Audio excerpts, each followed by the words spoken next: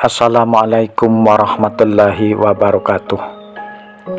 Pada kali ini saya akan menyampaikan tentang pedih sakitnya sakaratul maut 4000 tahun masih membekas. Pemirsa yang dirahmati Allah Subhanahu wa taala, sakaratul maut adalah lepasnya ruh dari jasad. Dan semua makhluk hidup ciptaan Allah Subhanahu wa taala pasti akan mengalami sakaratul maut. Bagi manusia, sakaratul maut terbagi 4 golongan. Yang pertama, golongan para nabi. Allah mengutus malaikat rahmat untuk mencabut ruhnya lewat kepalanya. Golongan yang kedua, golongan orang-orang mukmin. Allah mengutus malaikat rahmat untuk mencabutnya lewat wajahnya. Dan yang ketiga, golongan orang-orang kafir. Allah menyuruh malaikat azab untuk mencabutnya lewat belakang punggungnya. Dan yang keempat, golongan bangsa jin. Allah menyuruh malaikat untuk mencabutnya lewat telapak kaki. Pemirsa yang dirahmati Allah Subhanahu wa taala, 4 golongan ini ada 2 golongan yang mencabut berbeda, yaitu malaikat rahmat dan malaikat azab. Kalau golongan para nabi dan orang-orang yang beriman, maka malaikat rahmat yang mencabut, karena sebelum dicabut ruhnya, maka malaikat memperlihatkan dulu surga yang begitu indah, tempat dia yang akan dituju. Sementara orang-orang kafir atau jin kafir, maka Allah mengutus malaikat azab yang mencabutnya.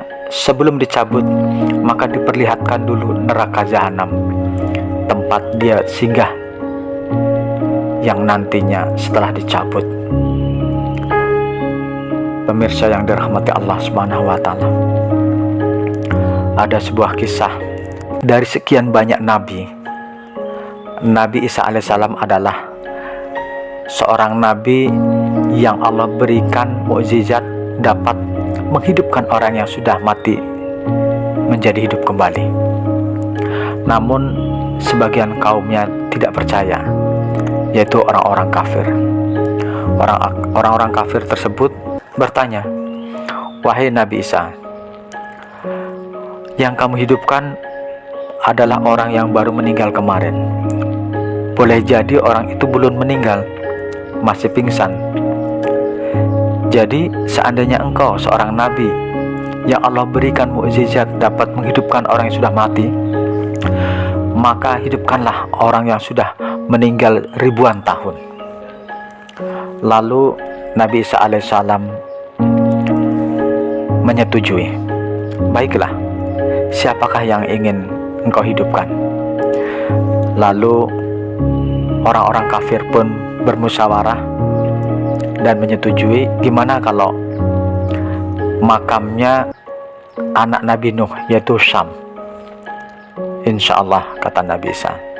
Lalu Nabi Isa pun minta izin, melakukan sholat, mohon kepada Allah, dan Allah pun meridhoi. Akhirnya Syam pun dihidupkan kembali oleh Nabi Isa alaihissalam. Ketika dihidupkan kembali, maka Nabi Isa pun sedikit terkejut. Lalu Nabi Isa pun bertanya kepada Syam, "Wahai Syam, kenapa rambut kamu semuanya putih dengan jenggotnya? Padahal dalam sebuah sejarah kamu meninggal masih muda." Lalu Syam menjawab, "Wahai Nabi Isa alaihissalam, tadi aku terkejut, aku gemetar, aku ketakutan. Aku sangka setelah kau hidupkan, kiamat telah datang. Ternyata hanya engkau yang menghidupkan. Maka rasa terkejut, rasa takutku membuat rambutku dan jenggotku semuanya berubah menjadi putih." Dan Nabi Isa pun bertanya lagi, "Wahai Sam, bagaimanakah rasanya sakaratul maut?" Lalu Sam pun menjawab, "Sungguh, sakaratul maut sangat sakit dan pedih. Aku sudah 4000 tahun meninggal. Sampai hari ini aku masih merasakan betapa sakit pedihnya sakaratul maut." Pemirsa yang dirahmati Allah Subhanahu wa taala, semoga dengan kisah yang singkat ini dapat kita ambil iktibar untuk kita semuanya, agar kita memperbanyak amal ibadah kita untuk bekal di akhirat nanti, terutama ketika kita mengalami sakaratul maut yang begitu pedih dan sakitnya. Dengan adanya amalan ibadah kita, semoga kita Allah cabut ruhnya oleh malaikat rahmat. Pemirsa yang dirahmati Allah Subhanahu wa taala, demikianlah apa yang dapat saya sampaikan. Semoga bermanfaat untuk kita semuanya. Wassalamualaikum warahmatullahi wabarakatuh.